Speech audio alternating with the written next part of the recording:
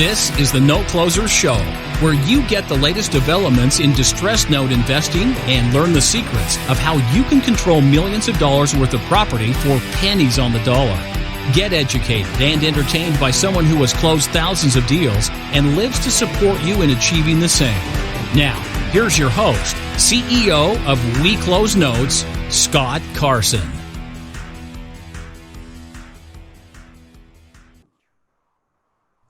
Good morning, good afternoon, good evening, everybody. Welcome to this episode of the Note Closer Show. As always, Scott Carson, excited to be here with you today. Really excited for our special guest today, and he has done some amazing things out there, and I think he's going to, I know you're going to love what he's going to be sharing with us today on this episode. He's Adrian Brady-Cesana, and he's been working in the customer experience and service, sales, and operations management consulting for 15 years, and I know that so many real estate investors out there struggle with a variety of systems or service. We always sometimes are feeling like we're juggling multiple balls out there. But this guy's done an amazing job, not only launching companies, but also growing and raising capital and taking things to amazing levels. He's also an author and a bestselling on Amazon, the 4 CX customer experience pillars to grow your business now. And so we're going to be talking a little about tools, team, process, and feedback today. So we are honored to have Adrian join us all the way from very nice and sunny Buffalo. You would never hear those two words together, sunny and Buffalo together, but hey, good morning, Adrian. That's right. Thank you so much, Scott. I appreciate the awesome introduction. And you're right. I was joking with Scott before the call that we're in the sweet spot of our summer in Buffalo, New York, right on Lake Erie, where it's like high 70s, low 80s. And people are soaking it in for these last couple of weeks before, as you know, Scott, we'll have snow here in the next month or two with the way the Buffalo goes. Yeah, the frozen tundra of Buffalo, exactly right. So that's right. So, Adrian, for those out there that are listening to this or watching the replay out there, man, like you said, you've got a resume that's awesome. You've really launched some amazing things. But let's dive into, because you've got a passion. And when we were speaking on the phone earlier, that passion just comes across, man. You've got a passion for working with businesses, entrepreneurs. So can you talk a little about what's developed that passion over the last few years for you? Absolutely. And really what kind of led to where you're at today? Absolutely. I'll give you the 2 or 3 minute elevator just to kind of give you a sense for sort of how I developed that passion, how I even accrued the experiences to be able to understand what got me lit up and ready to rock and roll with some of these things inside of business.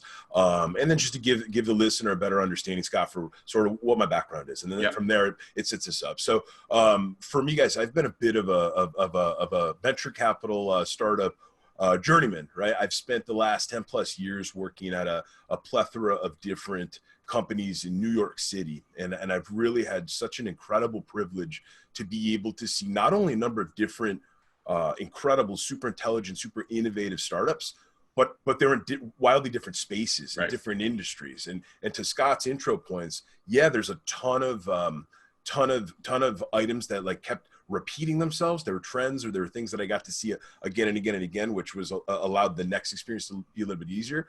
But you also started to get a sense for sort of what really are the major trends or the major themes across industries and different businesses and different customer portfolio spaces, that now after you see it in 3-4 different times, you're like, wait a minute, why aren't people just building their companies with some of these thoughts or some of these principles or some of these pillars in mind from the get-go? So I got to spend time as the general manager and head of customer operations at a company called H.Bloom in the Flatiron District of Manhattan. We were one of the country's fastest growing floral subscription companies. For the listener out there, when you're walking into a hotel or a restaurant, or maybe you're walking into like your building lobby, right? You see those beautiful floral arrangements or those gorgeous plant setups. That's what H.Bloom was bringing. And I had the pleasure of working with an incredible group of people in New York City and across the country as we eventually scaled the company and grew to over 25 different markets in the U.S.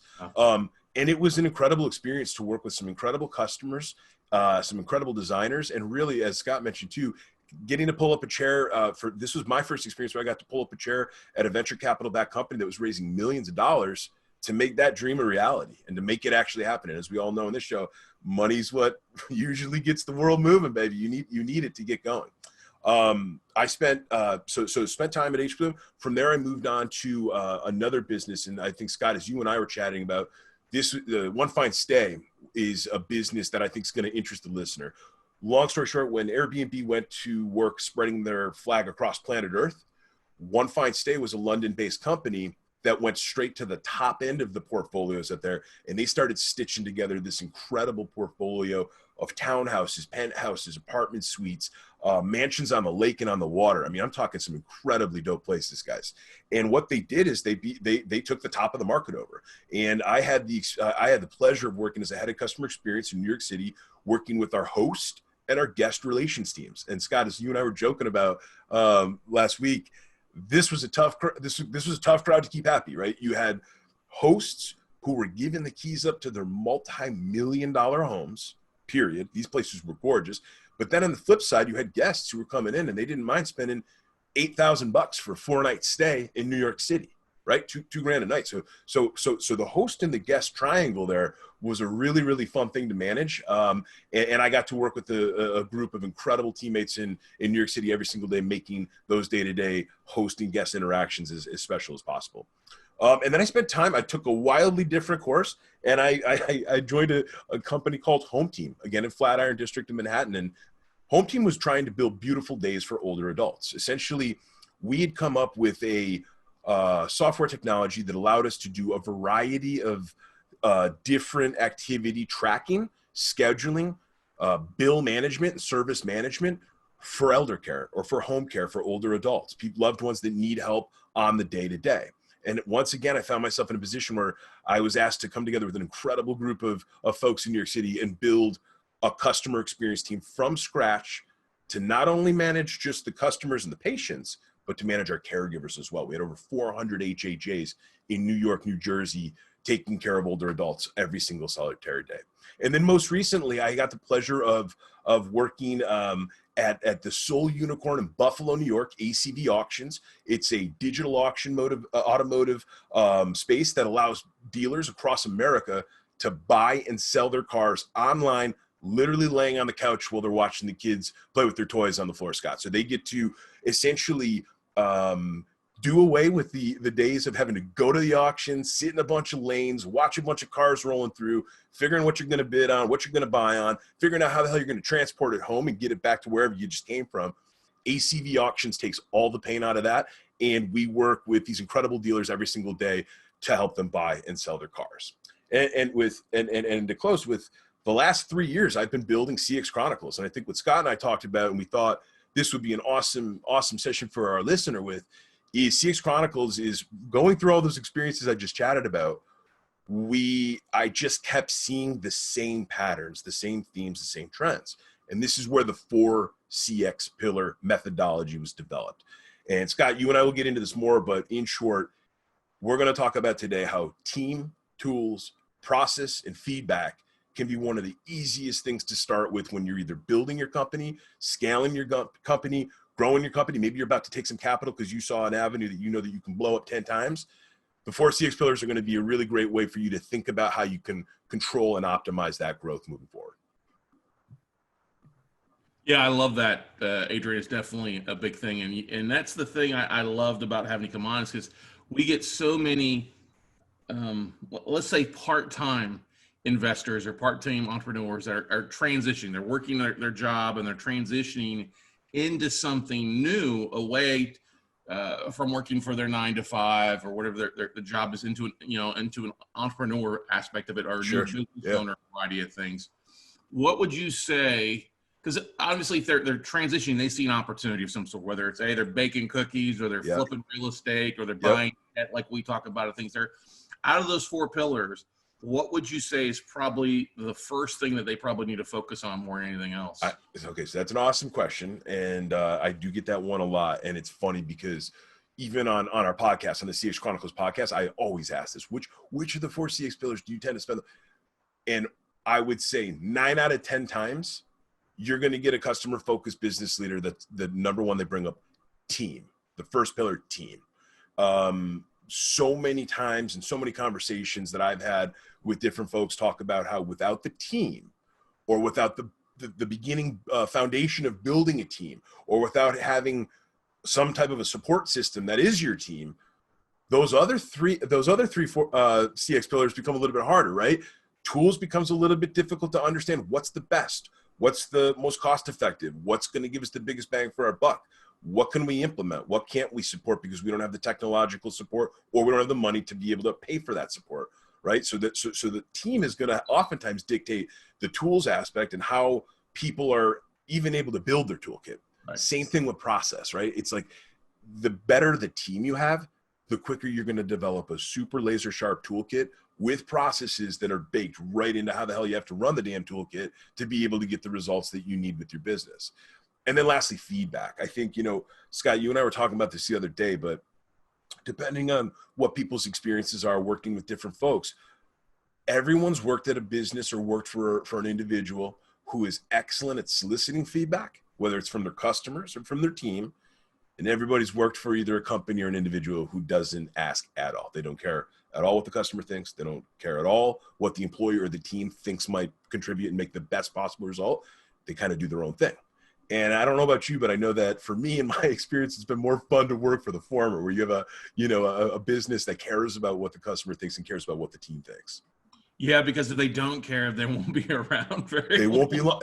That's exactly it, man. That's exactly it. That's what we spend a ton of time talking about with CX Chronicles. A lot of people don't realize it, but the reality is this: as hard as you work for your business, whether it's super small or a huge Fortune 500, the power of the promoter and detractor is very interesting, right? You can work super hard to make an awesome experience and create Scott, who's a promoter.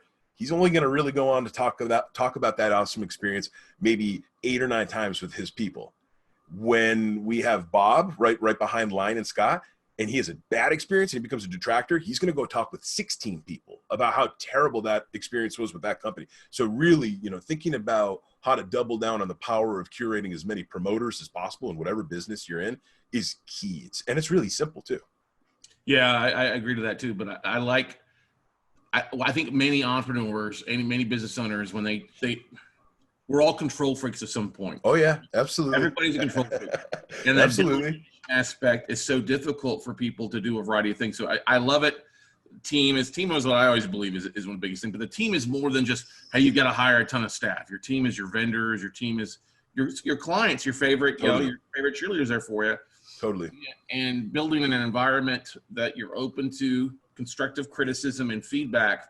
I think not so much more from your clients are definitely important, but if you're not on the front lines, you've got to listen to the people that are taking the phone calls or people that are monitoring the social media stuff to see who's angry or who's willing to voice their concerns. Big time. Absolutely.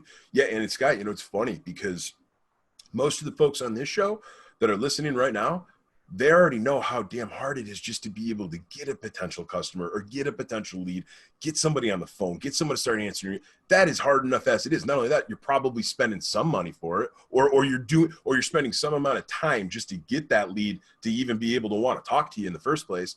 And so once you get these people flipped and you've made them a customer, man, taking just a couple extra minutes or a little bit of extra time to solicit the feedback around, hey, why did you work with us all the way through the sales cycle? Why did I get you from literally being a person who maybe was going to talk with me on LinkedIn to now I've already got you buying my thing or working with my service or working with my team?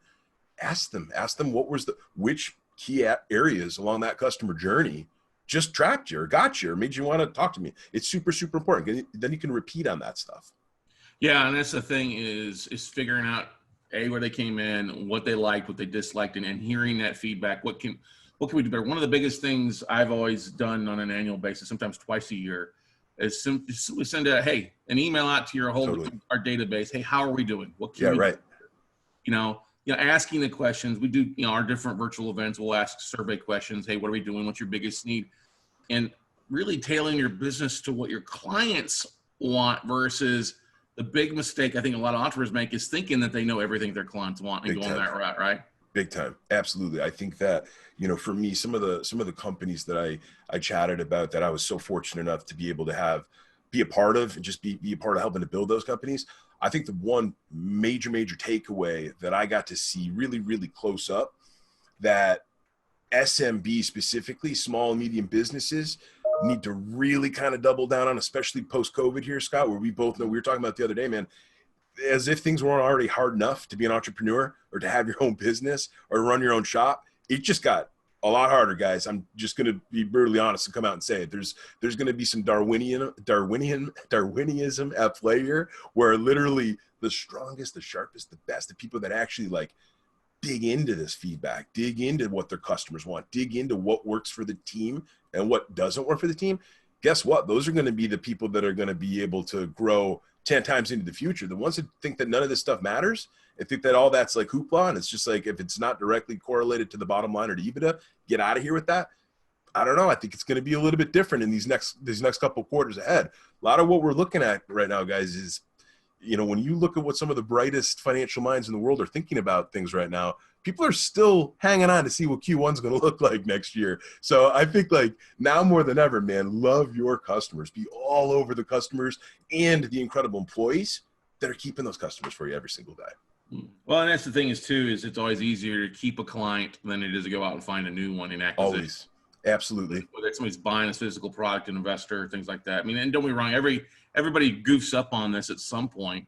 Yep. It's a matter of figuring out, hey, how did we screw this up, and what do I go back to replicate, you know, or to not replicate the screw up, fix the screw up. You know Totally. what I mean? Yes. And no, you're not wrong, because think about it. And here's another thought for some of our listeners, which is, you know, some of the best companies in the world, Scott, they do that. They spend millions doing what you just said, meaning they have teams of people, whether it's analysts or whether it's biz ops specialists who literally understand every little facet of a business. They can break it down mathematically, or they can give you a quantified view of what it looks like. They actually spend a ton of money doing monthly churn reviews that shows them exactly what they're breaking down on again and again and again. And then they literally take that data and it'll tee up, or it'll essentially spring forward what next month's OKRs, or objectives and key results, need to look like in terms of how to improve that. And then they're taking it 2 steps further, where they literally already know what their business math looks like around how much that actually costs the company to lose those people. So then you're seeing all these ROI investment tricks where you can absolutely see what are the major customer breakdown areas in your business that you literally have to fix today in order to avoid the leaky bucket syndrome later on down the road.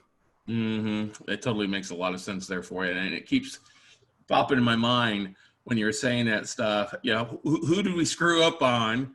Let's even dialing that back. When you look at the 5 or 6x compared to and it depends on the absolutely.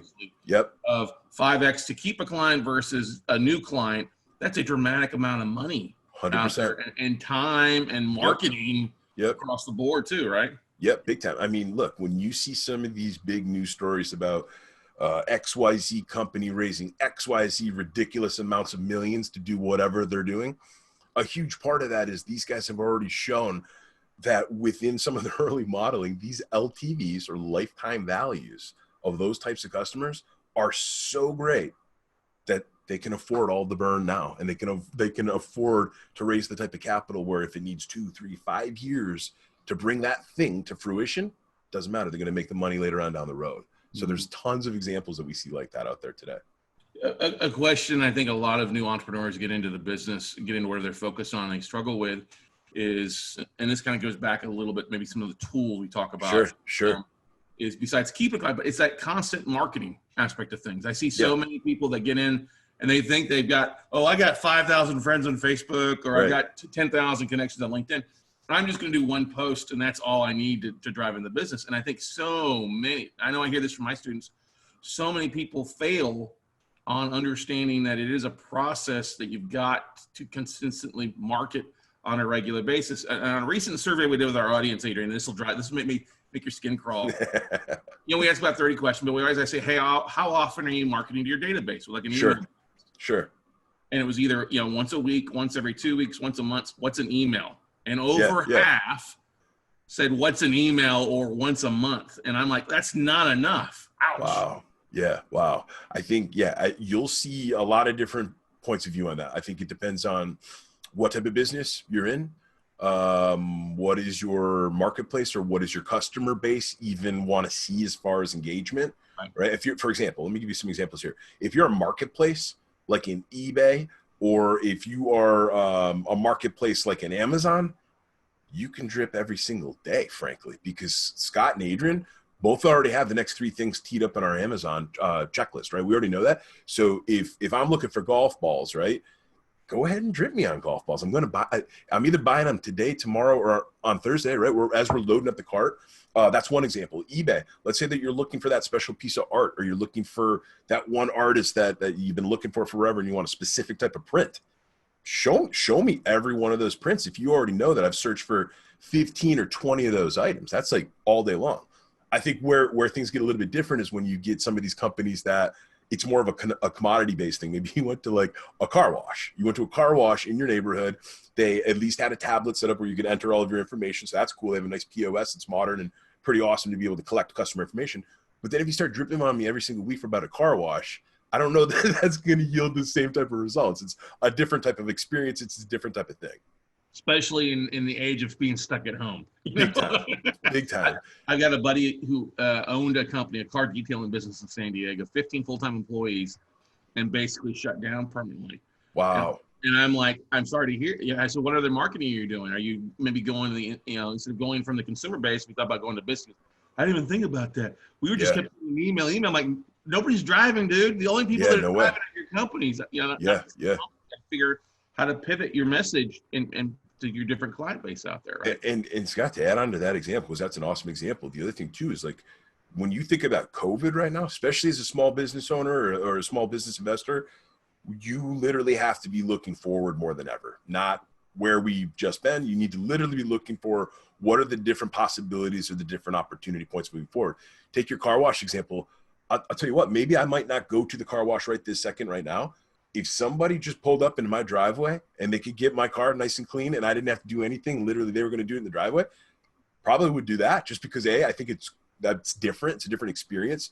But I think the other thing too is feels to me like that might be a possibility what car washes even looks like in the future. Yeah. You might not go to a thing anymore. Rather, you have some really awesome truck that rolls by with one or two dudes and they pop out and your car's perfect 10 minutes later. Like that. And then maybe I might even pay more for that because I know it costs more to do that. I know the other thing, the physical thing, they already had that built. They can rinse, wash, and repeat that. Just keep whipping cars through a built thing.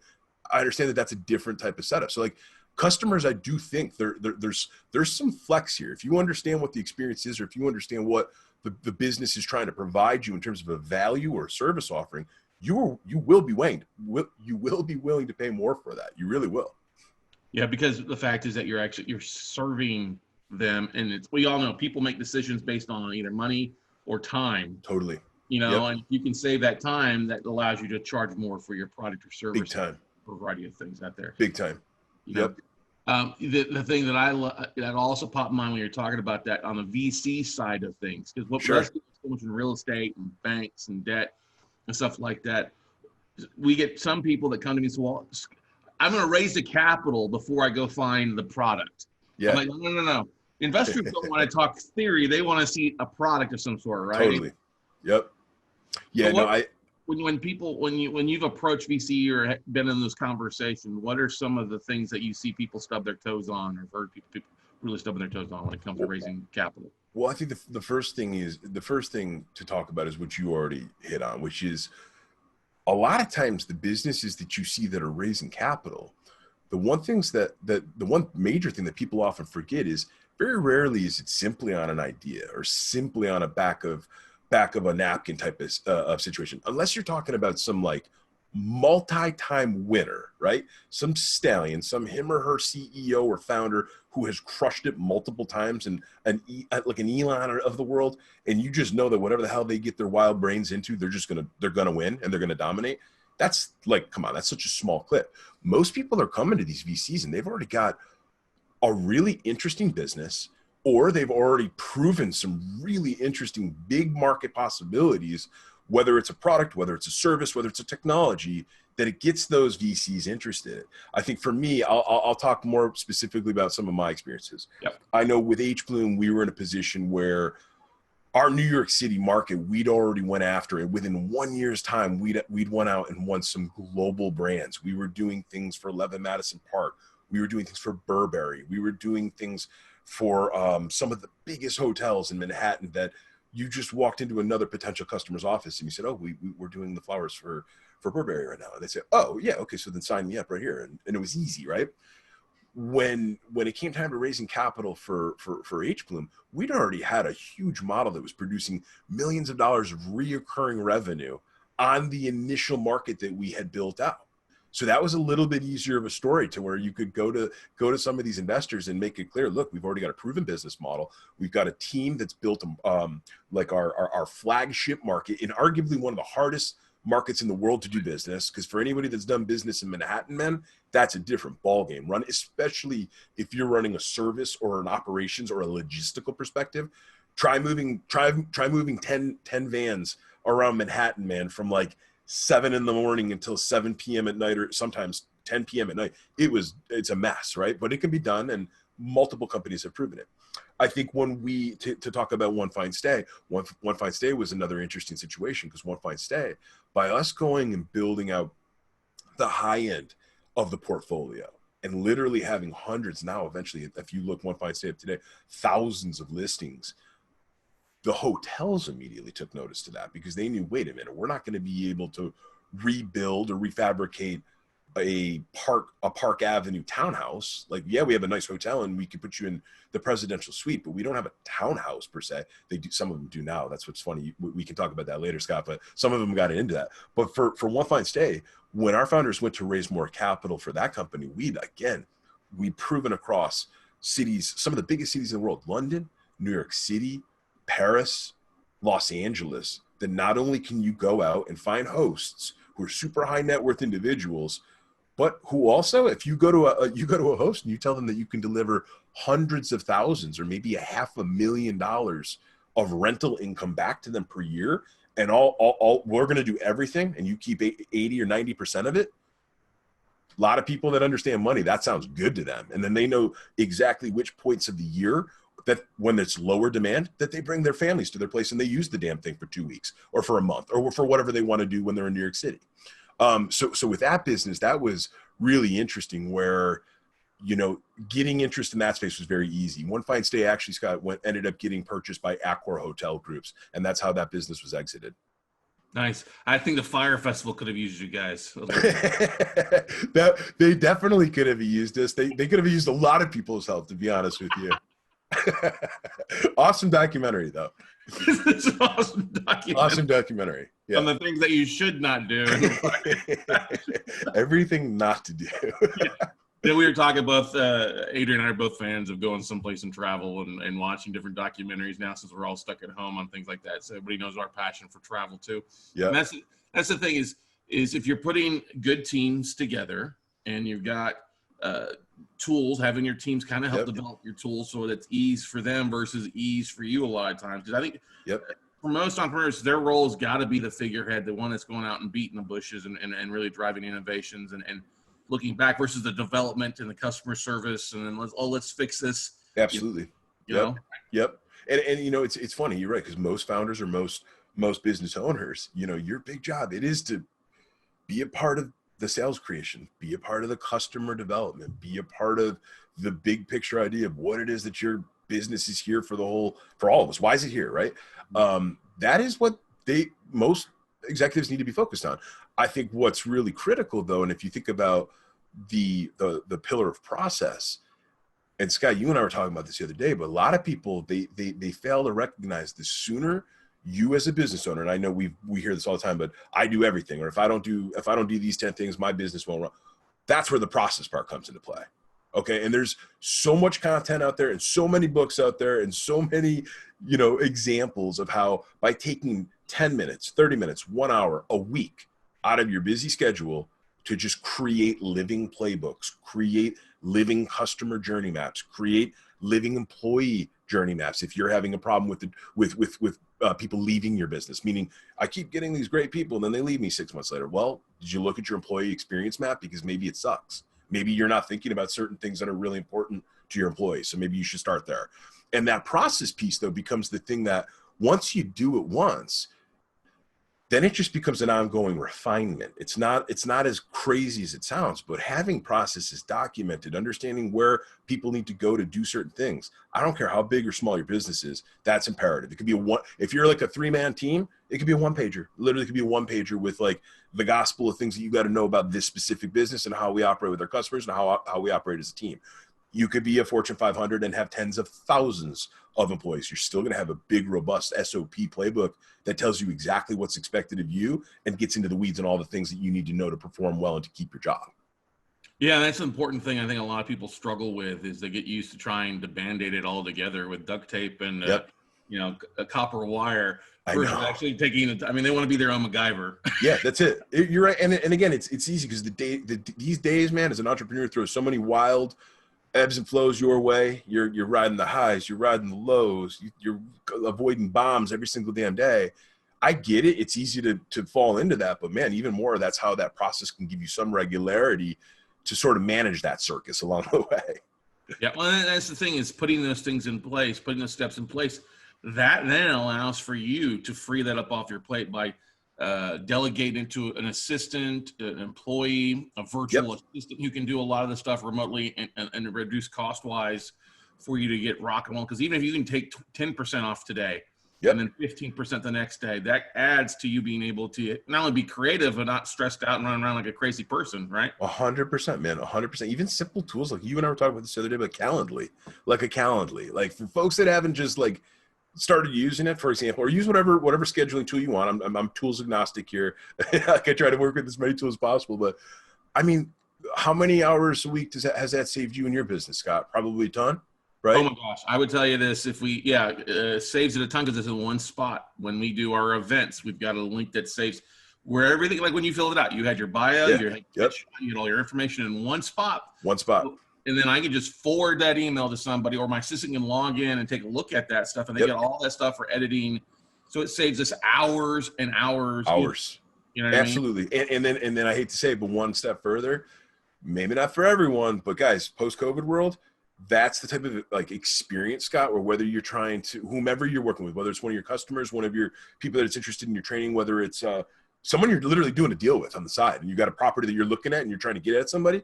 Just having them being able to access your calendar, link in, log it in, and then people like Scott and Adrian get a cool, got tomorrow's 9 o'clock phone call right here, ready to roll. Here's all my information. Here's all the details.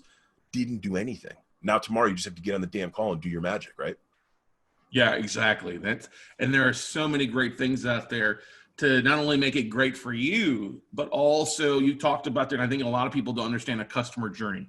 Right. You know? Right. Yeah. And we're doing a lot of revamping right now during the last couple of months with a lot of that stuff, tweaking it and honing. Okay. Yeah. So identifying what would you want your journey to be and sitting down with your client, your customer to do it, and then just put it in place a little bit. Okay. They need to go from A to B to C to D, not A to J and back to B and back and forth, which is in a confused mind is a no mind that doesn't spend any money with you, right? Yeah, exactly. And here's the other thing, guys. I'm loving that you put this one down here, Scott. But the customer journey map and the employee journey maps are relatively easy. Obviously, we do a lot of customer journey mapping work at CX Chronicles, so we're happy to help people. But I'll give you guys the magic sauce right now, because frankly, what you do with it is the hard part. So what we try to do, Scott, when we're working with some of our different customers on customer journey maps, what I really recommend is make a living customer journey map. Force your business, force your team to do this thing on whatever you can actually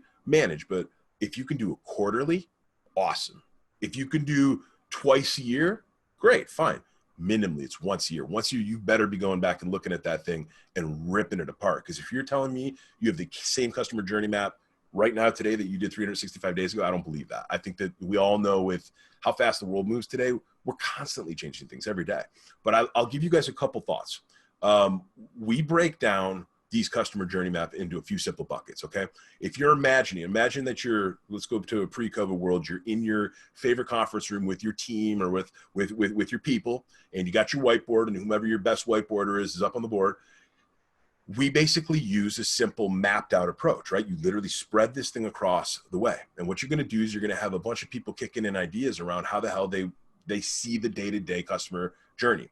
You're going to create a few different buckets. We start with the biggest one from your left side as awareness. Go around the team, around the table. What are all the different ways you even get somebody to be aware of the fact that your business or your product or your service offering exists? These are going to be your marketing people, Scott. These are going to be the people that typically think about top of funnel. Then you move over a little bit to the way and you put down your consideration themes. So now you've got awareness. Now you're thinking about consideration. What are all the different parts of our customer journey for why someone even considers using us? Awareness is different than, hey, Scott, I might be interested in one of your trainings. Now I'm considering Scott. So now I'm already taking a little further step down the journey map there. I'm getting a little bit closer to Scott closing a deal. After your consideration items, now you got to go through all the different touch points that you're thinking about their consideration.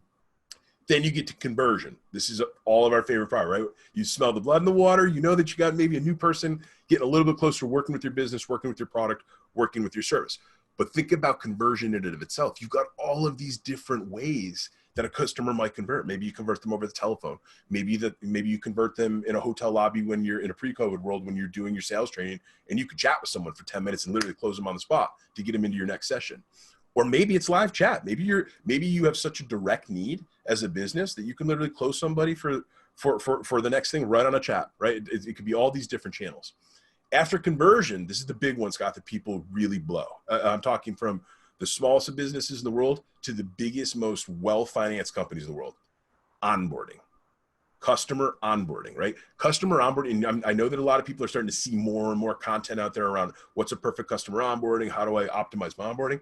Onboarding is huge, guys. The way that I'll keep this simple. What do you do with your brand new customers in the first 5 days, 7 days, 2 weeks, 21 days? I don't know what your business cycle is, but you tell me, but what are you doing to make sure that you're optimizing the customer onboarding? You better be doing a ton. Most people are going to answer, I don't know what we're doing with our onboarding. That's not a good enough answer. And then after you get past onboarding, these are the fun parts. You got your account management piece. How do you actually make sure that they're constantly coming back to you? Scott, this is where you're probably getting into some of your drip marketing, your drip campaigns, just being friendly reminders. Hey, I've got this training session coming up. Hey, I've got this content that's free that I don't even need anything from you. Just go read this new thing I did for you. Here's some more good stuff. That's the account management that keeps your customers keeping you top of mind. They're thinking about you. Even if they're not buying right now, they know that when they need that thing, you're top of mind. And then customer loyalty for your best customers, guys.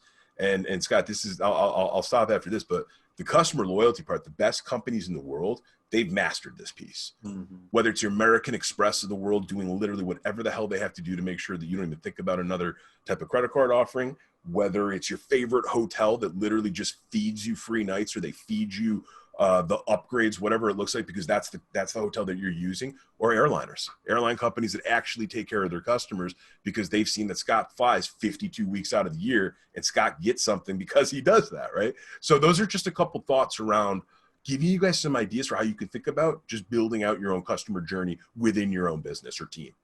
Yeah, and the thing is, in that customer experience, it does not have to be crazy expensive. You know, we have we have a membership that we do, and people get more excited about a freaking sticker, you know? Yeah, right. I know. Yeah, it's true. Swag, man. Like stickers, hats, like like people love that stuff. They love it. Yep. You know, and that's the thing is too, it works as marketing business. That's the thing that I think a lot of people struggle with is they look at, you know, it overwhelms them in a lot of things. And I'm like, listen, yes, it can get very overwhelming. It can get very expensive if you don't understand your value of your clients. But as your clients grow or invest with you or work with you, hey, that's great. Have different levels of communication. Maybe it is just to sit there and say thank you for being a part of our team, or levels of stuff that pop up out there, or hey, thanks for investing with me another time. Here's a bottle of wine to celebrate. Totally. You know, and it doesn't have to be that expensive to do a lot of that stuff. It's just that a lot of times it's that thought that counts more than anything else. Big time. It's the thought. It really is. It's thinking about the little things. It's the little touches. I hate to sound old school here, but handwritten notes, man, or use one of the new digital services like a handwritten or something like that technically will do your handwritten notes for you. If you do have 5,000 of them, you can. But I couldn't agree more, man. Just those little thoughts, just, you know, Scott getting something from Adrian. Oh man, Adrian thought about that. That's cool. Again, top of mind, or you're thinking about Adrian the next time that you need help with something. Yeah. Now we could sit here and talk all day, but I want to get to one of the bigger things here is you've got the new book out. Let's talk about the book. Yeah. This book right here. So guys, we super excited. Literally right when full candor, when COVID hit, I'd obviously been working on this for a while leading up to that. And it was right around my birthday. So it was March 12th or so. So I had all this work done. I was getting ready to do a New York City book launch. I was going to go back to New York. We were going to get a place in Manhattan, have all of our friends, have a bunch of people that have been on the CX Chronicles podcast come down. We're going to do the whole shebang. Didn't happen, right? So it's been a very different ballgame. So I've been doing a lot of social media type of bursts around the book. I have been super fortunate to be able to tap most of my actual network for all the different businesses or all my friends and family's businesses out there. For anybody that has a customer facing agent sitting inside their business, have had a number of different folks that have picked up a bunch of copies of the book, share around their team. But in short, Scott, a lot of the stuff that we're talking about today, it's right in here. This is the CX playbook for success. Basically, I took all of the different things that I learned during my own customer experience leadership journey at all the businesses that I shared with the listener. We get into the weeds on team and all sorts of different ideas around different things that you can do with your team, optimize for what we call employee experience, or EX, which is going to be a huge space. Like a lot of CXers spend a lot of time talking about EX right now, because on the top echelon of businesses, Fortune 500s, Fortune 1000s, these guys already are investing millions and millions of dollars in making sure that they are providing awesome employee experience, because they want to keep talent where it is, right? They don't want talent moving around.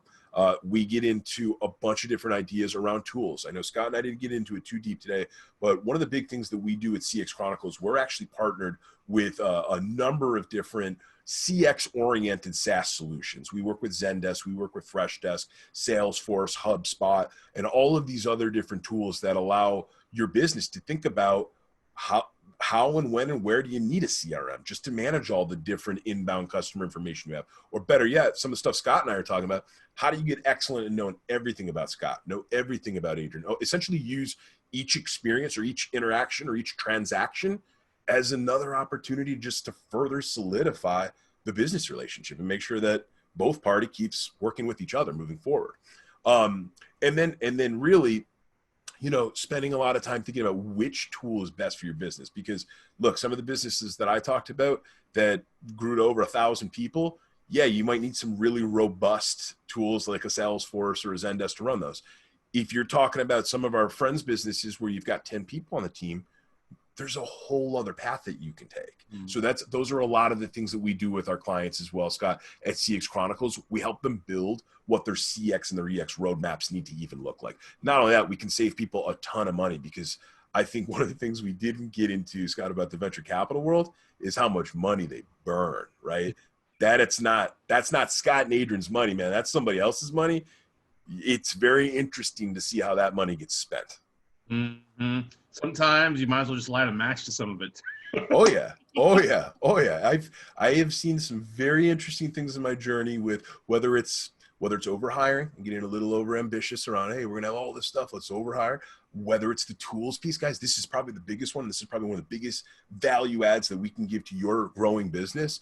Don't go and sign a $150,000, contract for a tool that's literally not going to work for you 24 months later. That doesn't make any sense at all. Let's talk about what the goals are. Let's talk about what your approach is. Let's talk about what are you even trying to do with scaling your business before getting into it. And here's the thing, Scott, these SaaS companies are excellent at selling, and they have built phenomenal selling machines. So they know how to get people on the phone. They know how to get people super excited, and they know how to get people to pull out the credit card real fast. Not that anything's wrong with that. I love all of that, but I'm just for business owners and entrepreneurs who don't know a lot about this stuff, make sure you take the time to talk to somebody who does before you get yourself into a 2 or 3-year deal, especially when we don't know what's going to happen come Q1. Yeah, you look at a great example of that is kind of what has happened with Zoom. Yeah. Zoom did a great job rolling out, but they've also, great getting people sign up. But I've seen a lot of people popping up getting a little frustrated on some of the customer service stuff, and then some of the other the little ticks and tweaks. I mean, everybody, who expected that? I wish I'd bought some stock in Zoom. I know, me too, for sure. Yeah, for sure. Yeah. But let's talk about that. You guys, you're doing a lot of things out there. What's an ideal client for you, Adrian? When you were talking about sitting down, helping them on their journey, or a variety of things, what's kind of an ideal client for you? Absolutely. So we work with a plethora of different venture capital and private backed startups or growth focused companies. Most of the businesses that we're working with today are either maybe they've raised their seed or their Series A, or they're already working on a Series B or Series C, all the way up to a Series E. We work with some of our clients have literally raised hundreds of millions of dollars and have over 1,000 employees working at their businesses. And really for us, it's that scale part. Scott, it's the part that you were just hinting at there. Right when a business is about to hit their hockey stick moment, right? You're about to explode in phone calls, explode in emails, explode in live chat. Maybe you think that maybe you just raised 15 or 20 million bucks on a Series B. And now, the whole purpose of raising that was you need 40 additional inside sales team members, right? To 40 times your sales activities. Give us a call. We can help with that. We've seen this built multiple times. We've seen what works. We've seen what doesn't work, right? And really the other big part of it is just, again, having, being a part of what that customer journey needs to look like from the get-go, so that we can kind of put some guardrails around what's worked at some of these businesses and what has not worked at some of these businesses. That brings up a good point. I want to ask you there, with your experience on things, what is probably the number one thing, if you can get away without mentioning any names, what's been one big thing, one big failure you've seen happen that was kind of a surprise for you at those organizations and stuff? And then what was the kind of solution to overcome that? Okay, let me keep it generic so that I can be respectful of all past experiences. Yes. But Yes. I would say and this is actually funny because there's a blend of this that's happened at some of the places that I've been so fortunate to work at. But I would say oftentimes there's a tendency to miss the scent around where the biggest gain might be for the business. So let me be more clear. Many businesses start off thinking that maybe they're like a B2C business or a B2C product and service offering. But then maybe a year or 18 months or 24 months or $5 million later, you say, wait a minute, after dealing with 5,000 B2Cs, oh, well, aha, now we realize we can just, this thing that we built, let's just go target those 100 B2Bs that are 1,000 times more valuable anyway. They have way more money. They're way more valuable. Yeah, they're going to have longer sales cycles. And yeah, they're going to be more difficult to manage. And yeah, they're going to be more difficult to close. But let's just go after them because the return is going to be so much greater. That's a different thing. So I've seen multiple times where you have these excellent products, where you have these, frankly, from just a revenue curation and generation perspective, seen some of these businesses blow up to 5, 10, 15, 25, 50 million bucks in 1, 2, 3, 4, 5 years. But then maybe you get a scent or a sniff of that B2B possibility or that B2B scope or side, or maybe the investors or the board is pushing you to say, hey, why are you screwing around with all these little guys when you could just go appease those 100 big guys? That gets tricky because a lot of times then you're going with the same camp of people that was built to serve a B2C type of portfolio, and they're super high empathy, great with people, awesome at service, really great at doing the whole 9 yards around just keeping people like happy, keeping customers happy. And now you're in an enterprise play. Mm-hmm. That's a different skill set. That's different education.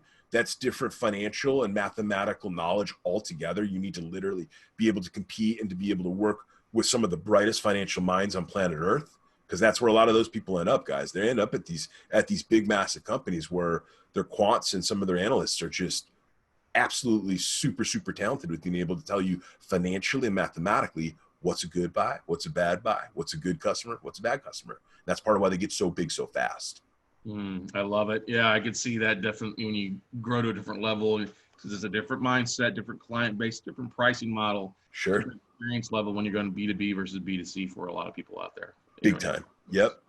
And I get it. You got to ride the waves. So look, I'm not hating. I'm just saying you got to be careful with how you ride those waves and figuring out, which seas you're going to send that ship out into. Yeah. What is, Adrian, we can sit here and talk all day, but I know you've got a busy day out there. You're probably going to go play some golf here before too long. Oh, man, you blew me up. I told him not to tell everybody that was my plan.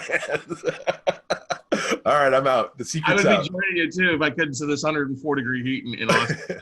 Hey, man. What is the best way for people to reach out to you, best way to connect with you, Adrian? Check us out at cxchronicles.com. Okay. cxchronicles.com. We're going to have information, a little bit more information about myself, more information about the services that we offer, Scott. And right now, just like every other business in the world, every phone call and every customer conversation that I have per day is kind of like ratcheting, I think, a couple degrees to the right, a couple to the left. You better be listening right now because You got to be thinking about where the ball is going to go, not where it is right now, folks. Check us out if you're interested in the podcast, which I think, Scott, to be perfectly honest, that's the best place for your listeners to learn a little bit more about me too. Check out a couple of our recent podcast episodes. We have customer-focused business leaders from across the world coming on the show, talking about the 4 CX pillars, talking about their businesses. You'll be able to learn a lot more about some of the things that we think about. And then feel free to check out the blog too at CX Chronicles or any of our social mediums. We're on Instagram, we're on Facebook, we're all those places. So CX Chronicles, just Google it. You will find a lot more about us and about myself. We'll have all that in the links in the comments below section, and also at the blog as well too for you guys out there, and a link where they can pick up a copy of the book as well for you out there too for you. Awesome. Adrian, thanks, man, so much for being on today. Look forward to hanging out with you in the future somewhere. Yes, maybe sir. Tropical drink. 100%, man. We're going to need that. We're definitely going to need that. Scott, it's been my pleasure, man. Thank you so much for having me on the show, man. I really do appreciate it. Hey, thanks for being on here, buddy. Thank all right, you, guys, that's going to wrap it up for this episode. As Adrian talked about, those 4 pillars are all important, but you got to start with that first one. Start working your way up there and growing, realizing that all big companies have very small beginnings to start rocking and rolling and growing and scale so that we can see you all at the top, everybody. Be safe, everybody. We'll see you later.